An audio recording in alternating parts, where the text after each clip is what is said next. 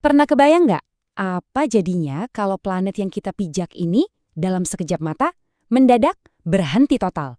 Dalam sekejap, angin supersonik, ya lebih cepat dari suara, bakal menyapu bersih permukaan bumi. Itu baru detik pertamanya. Cuma dalam beberapa menit, semua yang kita bangun bakal jadi debu. Dan ini baru permulaan, karena bagian akhirnya, jujur, bakal mengubah cara pandang kamu soal alam semesta ini selamanya. Penasaran? Kita akan bedah simulasinya sekarang juga. Tapi sebelum itu, tekan tombol subscribe dulu, biar kamu nggak ketinggalan update vital kayak gini. Udah? Oke, kita buka kartunya. Selamat datang di Buka Kartu. Oke, jadi begini cara kerjanya. Saat planet ini berhenti mendadak, atmosfer kita, dia nggak ikut berhenti.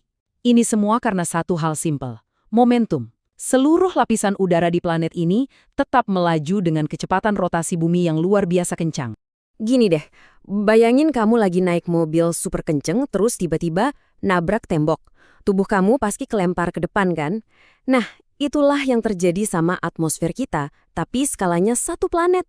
Ini bukan angin biasa lagi, ini adalah seluruh atmosfer bumi yang berubah jadi satu gelombang kejut raksasa.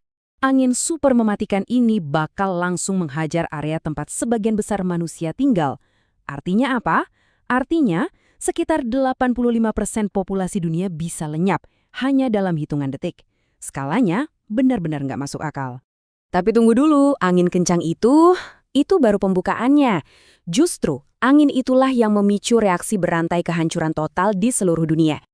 Ancaman yang paling parah itu bukan dari anginnya itu sendiri, tapi dari apapun yang ikut terbang ke bawah angin itu.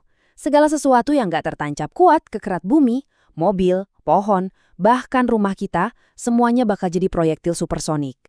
Gedung-gedung pencakar langit bakal tercabut sampai ke akarnya. Bunker yang paling aman sekalipun bisa hancur dihantam bunker lain yang terbang melayang. Permukaan planet kita bakal jadi semacam meja biliar kosmik yang super kacau. Terus gimana nasib lautan? Wah, ini lebih parah lagi nih. Permukaan air laut bakal terkikis habis, menguap, dan menciptakan badai petir raksasa di seluruh dunia. Dorongan angin ini juga bakal menciptakan mega tsunami yang bakal menyapu daratan sampai berkilo-kilometer jauhnya. Di tengah-tengah kiamat total kayak gini, pertanyaannya, masih adakah harapan? Ada nggak sih yang bisa selamat? Jawabannya, ternyata ada. Tapi cara selamatnya nggak gampang.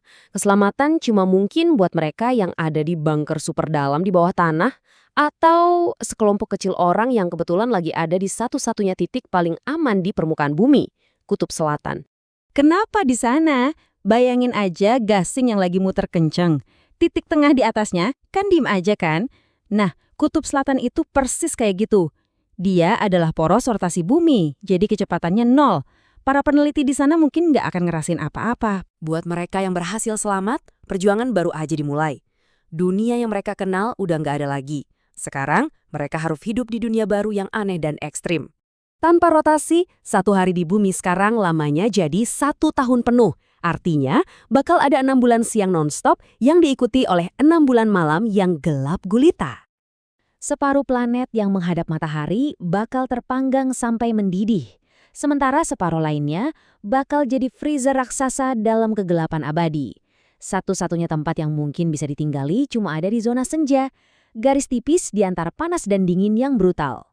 Tapi, di tengah semua keputusasaan ini, ternyata ada satu penyelamat yang nggak pernah kita duga. Plot twistnya datang dari langit, dari teman setia planet kita. Ironisnya, bulan yang gravitasinya selama ini justru memperlambat rotasi bumi, sekarang malah jadi pahlawannya. Gravitasinya bakal mulai menarik planet kita yang diam, seolah-olah ngasih senggolan pelan buat bergerak lagi. Prosesnya bakal butuh waktu yang sangat lama. Tapi tarikan gravitasi bulan ini, sedikit demi sedikit, bakal memulai kembali putaran planet kita. Sebuah harapan meski datangnya super lambat.